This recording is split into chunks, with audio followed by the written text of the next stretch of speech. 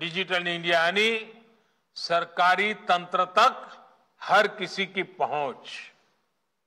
Digital India यानी पारदर्शी, भेदभाव रहित व्यवस्था और भ्रष्टाचार पर चोट। डिजिटल इंडिया यानी समय, श्रम और धन की बचत। डिजिटल इंडिया यानी तेजी से लाभ, पूरा लाभ। डिजिटल इंडिया यानी मिनिमम गवर्नमेंट, मैक्सिमम गवर्नेंस। साथियों, डिजिटल इंडिया अभियान की एक और खास बात रही है कि इसमें इंफ्रास्ट्रक्चर के स्केल और स्पीड दोनों पर बहुत बल दिया गया। देश के गांवों में करीब 2.5 लाख कॉमन सर्विस सेंटर ने इंटरनेट को वहां भी पहुंचाया जहां कभी ये बहुत मुश्किल माना जाता था। भारत नेट योजना के तहत गांव-गांव ब्रॉडबैंड इंटरनेट पहुंचाने के लिए मिशन मोड पर काम चल रहा है।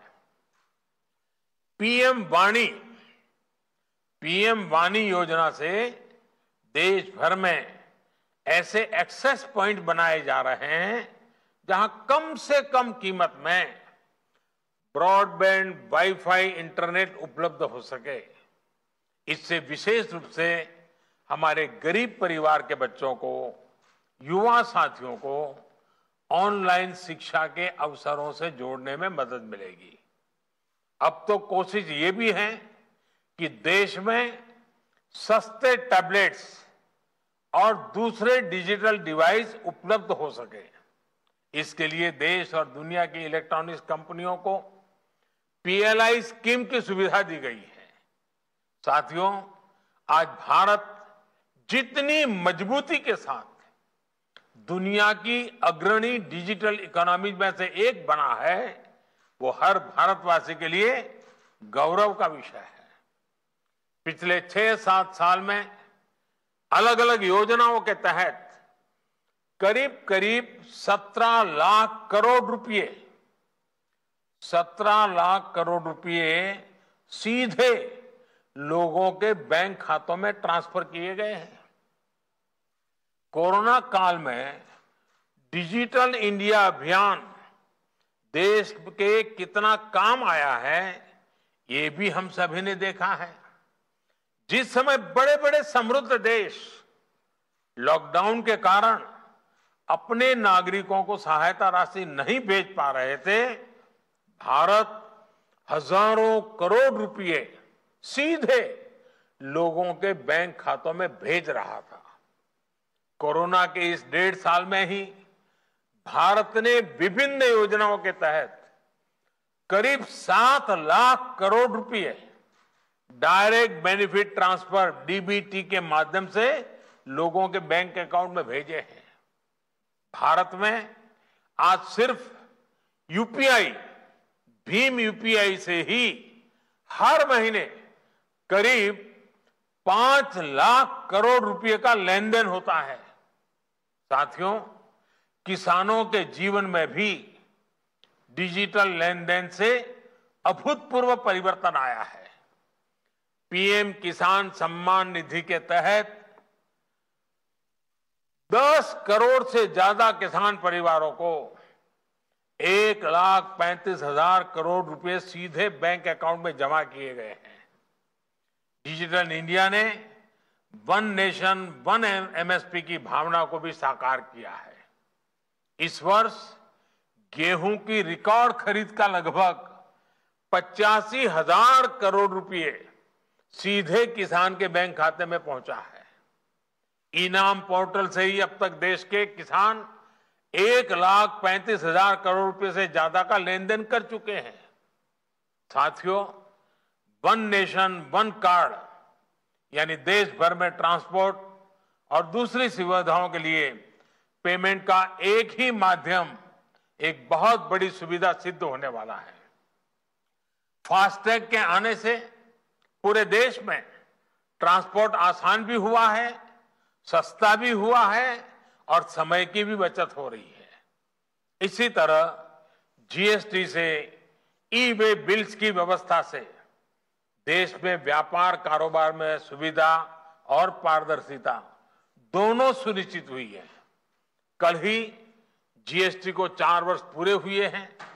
कोरोना काल के बावजूद पिछले 8 महीने से लगातार जीएसटी रेवेन्यू 1 लाख करोड़ रुपए के मार्क को पार कर रहा है।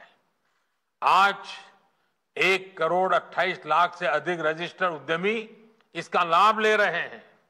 वहीं गवर्नमेंट ई मार्केट प्लेस यानी जेम से होने वाली सरकारी खरीद ने पारदर्शिता बढ़ाई है, छोटे से छोटे व्यापारी को अवसर दिया है। साथियों, ये दशक डिजिटल टेक्नोलॉजी में भारत की क्षमताओं को ग्लोबल डिजिटल इकोनॉमी में भारत की हिस्सेदारी को बहुत ज्यादा बढ़ाने वाला है। इसलिए बड़े बड़े एक्सपर्ट्स इस दशक को इंडिया टेकेड के रूप में देख रहे हैं।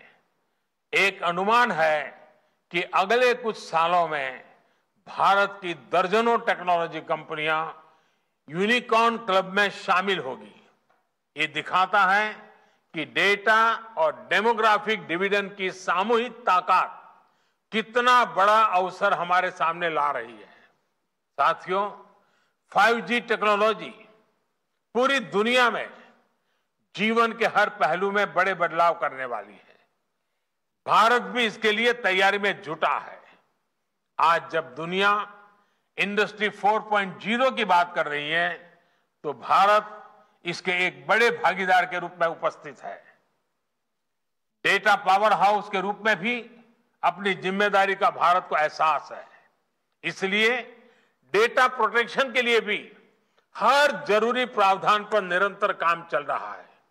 कुछ दिन पहले ही साइबर सिक्योरिटी से जुड़ी इंटरनेशनल रैंकिंग आई है।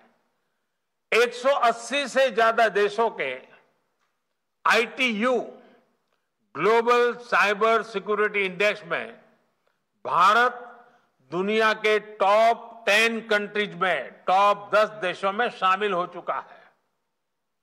साल भर पहले तक हम इसमें 47वीं रैंक पर थे, करीब 50। साथियों, मुझे भारत के युवाओं पर, उनके सामर्थ्य पर पूरा भरोसा है। मुझे विश्वास है कि हमारे युवा डिजिटल एम्पावरमेंट को नई ऊंचाइयों पर पहुंचाते रहेंगे। हमें मिलकर प्रयास करते रहना होगा। हम इस डेकेड को इंडिया टेकेड बनाने में सफल होंगे। इसी कामना के साथ आप सभी को फिर से मेरी बहुत बहुत शुभकामनाएं।